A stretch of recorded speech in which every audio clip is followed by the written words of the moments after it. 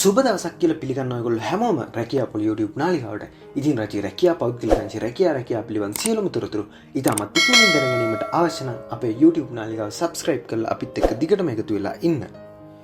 ඉතින් අද අපි කතා කරන්න බලාපොරොත්තු වෙන්නේ ශ්‍රී ලංකා විවෘත විශ්වවිද්‍යාලයේ තියෙන පශ්චාත් උපාධි ඉංග්‍රීසි භාෂා ආයතනයේ රැකියා බැරිතු කිහිපයක් පිළිබඳව ශ්‍රී ලංකා විවෘත විශ්වවිද්‍යාලයට අනුබද්ධ පශ්චාත් උපාධි ඉංග්‍රීසි භාෂා ආයතනයේ පුරප්පාඩු පවතින පහත් සඳහන් තනතුරු සඳහා සුදුසුකම් සපුරා ඇති අයදුම්කරුවන්ගේ 2025 7 මාස 21 වෙනිදාට කලින් අයදුම්පත් කැඳවනවා කියලා තියෙනවා. කළමනාකරණ සහකාර තුන්වෙනි ශ්‍රේණියේ තනතුරක් තියෙනවා. මේ සඳහා අවශ්‍ය සුදුසුකම් විදිහට ඉල්ලලා තියෙන්නේ අපෝස සාමාන්‍ය පෙළ විභාගයේදී සිංහල හෝ දෙමළ භාෂාව සමත් වීම, ඒ වගේම ඉංග්‍රීසි හෝ ඉංග්‍රීසි සාහිත්‍ය සමත් වීම, ඒත් එක්කම ගණිතය සමත් වීම යන විෂයන්ට සම්මාන සාමාර්ථ සහිත විෂයන් 6ක් එක්වරකදී සමත් තිබීම කියලා කියනවා.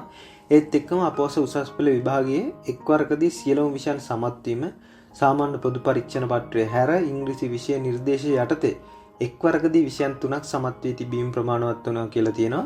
ඒත් එක්කම පහත සඳහන් සුදුසුකම් සපුරා ඇති කෙරෙහි ප්‍රමුඛතාවය දක්වනවා කියලා තියෙනවා. පිළිගත් ආයතනයකින් ලබාගත් මාස 6කට නොඅඩු පරිගණක යෙදුම් පිළිබඳ පිළිගත හැකි පාඨමාලාවක් හදාරා තිබීම, පරිගණක යෙදුම් පැකේජ් පිළිබඳ වසර 2ක පළපුරුද්ද ඒත් එක්ක වෙනත් සුදුසුකම් විදිහට ශ්‍රී ලාංකික පුරවැසියෙකු විය යුතුයි කියලා තියෙනවා. අයදුම්පත් බාර ගන්න අවසන් දිනට අවුරුදු 18ට නොඅඩු අවුරුදු 30ට නොවැඩි විය යුතුයි කියලා තියෙනවා. යහපත් චරිතයකින් යුක්ත විය යුතුයි කියලා තියෙනවා. වැටුප් ප්‍රමාණය විදිහට 58655ක් වැනි වැටුපක් ලැබෙනවා කියලා තියෙනවා. බඳවා ගැනීම ලිඛිත හෝ ප්‍රායෝගික පරීක්ෂණයක් සහ සම්මුඛ පරීක්ෂණයක් මගින් සිංහල හෝ දෙමළ සහ ඉංග්‍රීසි භාෂාව පිළිබඳ දැනුම, බුද්ධි පරීක්ෂණය සහ සාමාන්‍ය දැනුම, පරිගණක සාක්ෂරතාවය වගේ දේවල් පරීක්ෂා කරනවා කියලා තියෙනවා. ඒත් එක්කම වැඩ සහායක තුන්වෙනි ශ්‍රේණියේ තනතුරක් තියෙනවා. මේ සඳහා අවශ්‍ය සුදුසුකම් විදිහට මේ කට්ටිය ඉල්ලලා තියෙන අපෝස සාමාන්‍ය පෙළ විභාගයෙන් දෙවතාවකට නොවැඩි වාර ගන්න එකදී අවම වශයෙන් සම්මාන සාමාර්ථ දෙකක් සහිත විෂයන් 6ක් සමත් වී තිබීම කියලා තියෙනවා. වයස විදිහට අයදුම්පත් බාර ගන්න අවසන් දිනට අවුරුදු 18ට නොඅඩු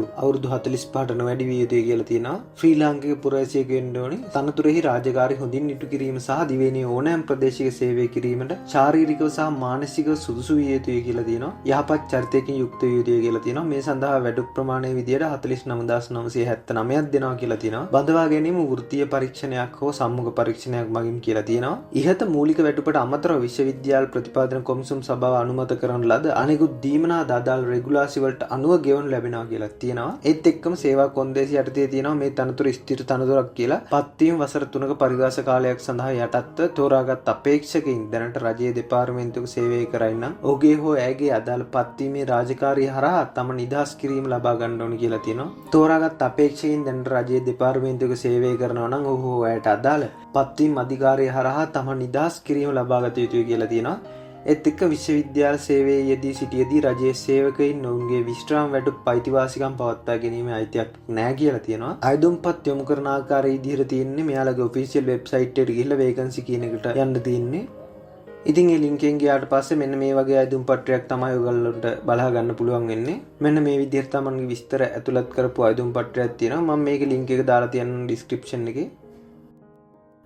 ඉතින් ඒ අයදුම්පත්‍රය භාගත කරලා සම්පූර්ණ කරන ලද අයදුම්පතක් හා සහතික කරන ලද සහතිකවල පිටපත් සහිතව 2025 7/21 වන දිනට හෝ ඊට පෙර ලැබෙනසේ නියෝජ්‍ය ලේඛනාධිකාරී පශ්චාත් උපාධි ඉංග්‍රීසි භාෂා ආයතනයේ ශ්‍රී ලංකා විවෘත විශ්වවිද්‍යාලයේ තැපැල් පෙට්ටිය 21 නාවල නුගේගොඩ වෙත ලියාපදිංචි තැපැලෙන් එවන්න කියලා තියෙනවා. අයදුම්පත් බහය වන කවරේ වම්පස ඉහළ කෙළවරේ ඉල්ලුම් කරන ලද තනතුරු පැහැදිලිව සඳහන් කරන්න කියලා තියෙනවා. උසස් අධ්‍යාපන ආයතනයන්හි රාජ්‍ය දෙපාර්තමේන්තු සංස්ථා සහ ව්‍යවස්ථාපිත මණ්ඩලවල දැනට සේවය කරන ලද අයදුම්කරුවන් තම අයදුම්පත් අදාළ දෙපාර්තමේන්තු ප්‍රධානීන් මගින් එවීමට කටයුතු කරන්න ඕනි කියලා තියෙනවා. ඉහත පරිදි අදාළ දෙපාර්තමේන්තු ප්‍රධානීන් මගින් එවනු නොලබන අවශ්‍ය විස්තර සඳහන් නොකළ අපැහැදිලි හෝ අයදුම්පත් නියමිත දිනට පසුව ලැබීම, සුදුසුකම් සහ පළපුරුද්ද සනාථ කිරීම සඳහා අදාළ සහතිකවල ඡායා පිටපත් අමුණා නොතිබීම හා වෙන යම් අවශ්‍යතාවයක් සපුරා නොමැති අයදුම්පත් දැනුම් දීමකින් තොරව ප්‍රතික්ෂේප කරනවා කියලා තියෙනවා. ඉතින් මේ තනතුර සඳහා අයදුම් කිරීමට හැකියාවක් තිබෙන සියලුම දෙනාට අයදුම් කරන්න කියලා කියනවා. ඉතින් ජය වේවා හැමෝටම.